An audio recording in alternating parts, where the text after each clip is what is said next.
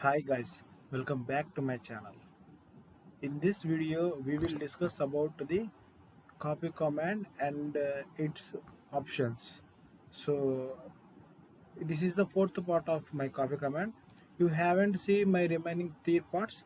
You can search all info channel and there you can find file formats in copy command, how to error handling in copy commands, and also transformations in copy command.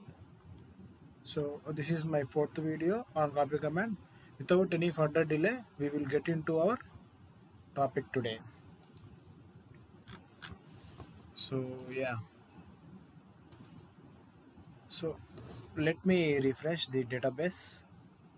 So as you can see, so today we will going to discuss about the validation mode. So what is this validation mode? So validation mode name itself it is telling it will validate the records. So it will validate the records if there were any errors or not. So it will not load the data. It will validate. It will show us the errors. So let me show you a demo. So let me create a database of name copy command copy db. So let me create a table. It is a predefined table with order ID, amount, profit, quantity, subcategory yet. So as you can see, let me create it. So let me refresh my database. Yeah. So in this copy database, we have created a order table under tables. So so this is the stage we are practicing. So again, I'm mentioning this is the public users use URL. Anyone can use this. You can practice this by using. So I have created a stage for my order table. So as you can see, it is a stage.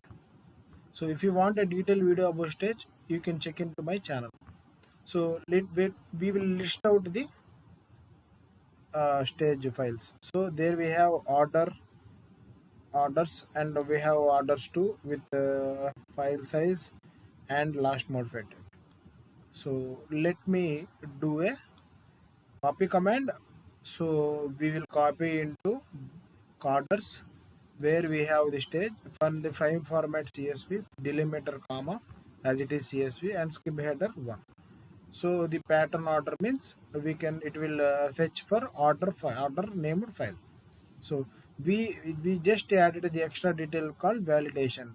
So it will throw zero because there were no errors in those files, and it will not also know not load the data. Okay, it will just validate. So let me do it selector and we will show you for orders. So there is no data in this model. So we can specify for n rows. So let me say I want the first 6 rows to validate. It will fetch the 6 rows and give us any errors. There see there is no error showing only the table records. What if I give 10 rows? It will also show the 10 records of those order files. So what if we file our files has errors? So let me create replace my stage with failed records. So let me list out the files. So these were the two files earlier we have used. So these are the files we are having errors. Okay. So in this we have errors. So how will the return validation mode will work? So let's run this. Without mentioning n per specific, it will throw all the errors in the files.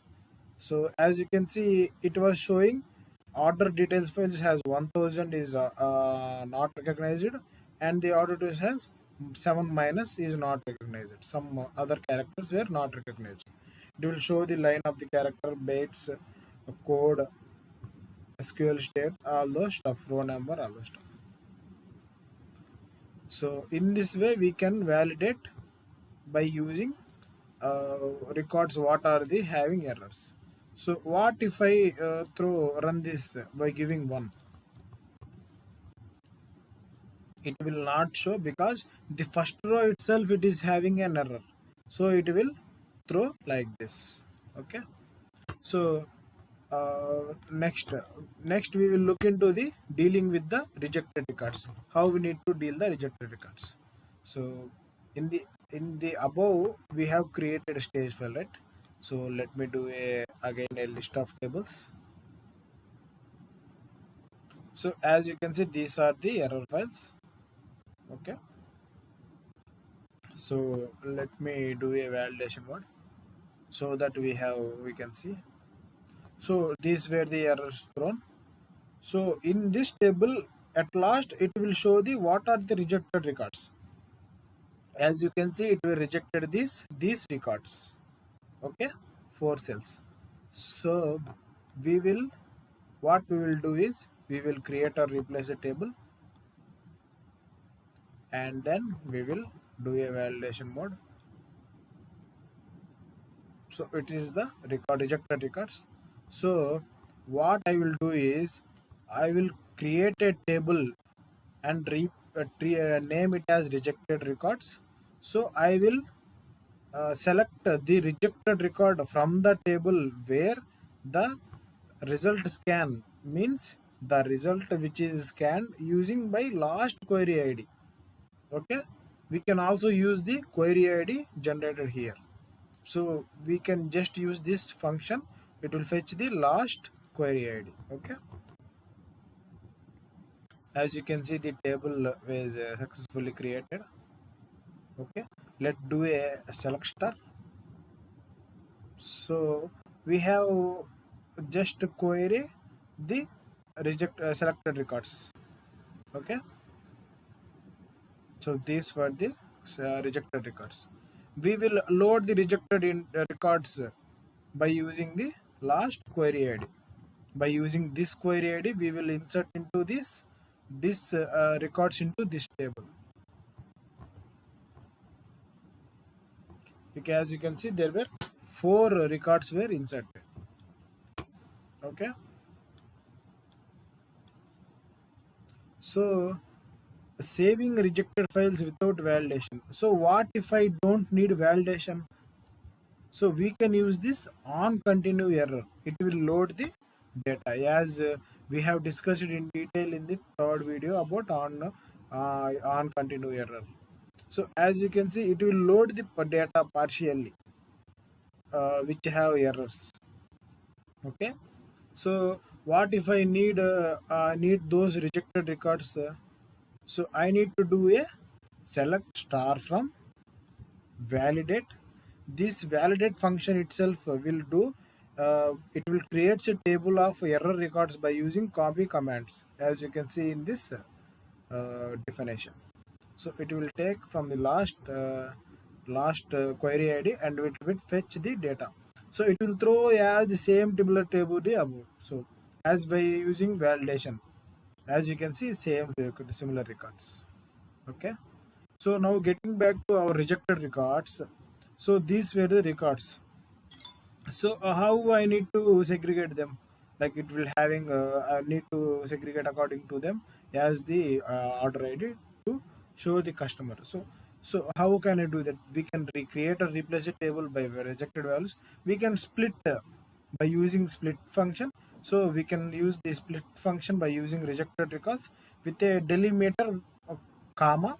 So delimiter comma, and the one indicates the first part with the delimiter comma, second part indicate as second part. You're getting right. Let me run this, you will get a clear picture on this. So let me do a select star. So what it has done is it has done split the parts into these types as after delimiter the taking the first part as order id and similarly remaining those. Okay, I think we have get it. So we will get into the next copy command option, size limit. So for this let me replace my copy database. Okay, I have replaced. So let me create a order table. I have successfully created. So let me create a stage table. We have successfully created the stage and list out what are the files in that stage table. So as you can see, these order files with 54600 and order 2 with 545900. So these were the bytes. So if I want to load the first file, if I want to load only the uh, first file with 20 lakh 2 lakh bytes, so what can I do? I will set a size limit. So beyond this limit it will not load the data. So what if I run? It will load only the, yeah, 1 second, I have given more. Okay. So as you can see, it will load only the one file because I have set a limit for my file loading file. So what if I do 6000 means, before that let me replace. By giving 60,000 it will load the both files. So as you can see, it will load the both files. So in this way we can use this size limit option to do a file size option. So let's get into the another. Let we look into the another copy option, return failed only. So what is this meant by return failed only? So let me show you in demo. Let me firstly replace my orders table and then create my stage. So in this I will list out what are the tiles. So we have 4 files with sizes and last modifier. So here we have given a copy command. The last option has return failed. So what it will show? Return failed. As you can see, it will show row 1 quantity. If you like to continue, so it's showing some error, just file one file error. If we give, this is the default we will have. So if we make it as true, it will load the data and will it separate the remaining files. It will load the data. As you can see, it is given as just a bar, and it will segregate the loaded path with separate, and it will segregate the unpartially loaded parts with separate. As you can see, the partial load having with these errors, it will show display. Okay, in this case we will use the return failure error. Okay, so coming to the another option, we truncate columns. So what is this truncate column meant by? So let me show you the data file. So if I have a data file of category of how many characters, uh, 1 2 3 4 5 6 7 8 9 10, we have 10 characters with ending with s. So what will it will show? We need to eliminate as last character. We need to truncate. So let me show you. Let me have a list of all those. So we have loaded, I have shown the orders file with the data, and you can see it will throw an error because of it is character having length more than 18 characters. As you can see, character 18, no. So it will say, it will showing that we have 5 only.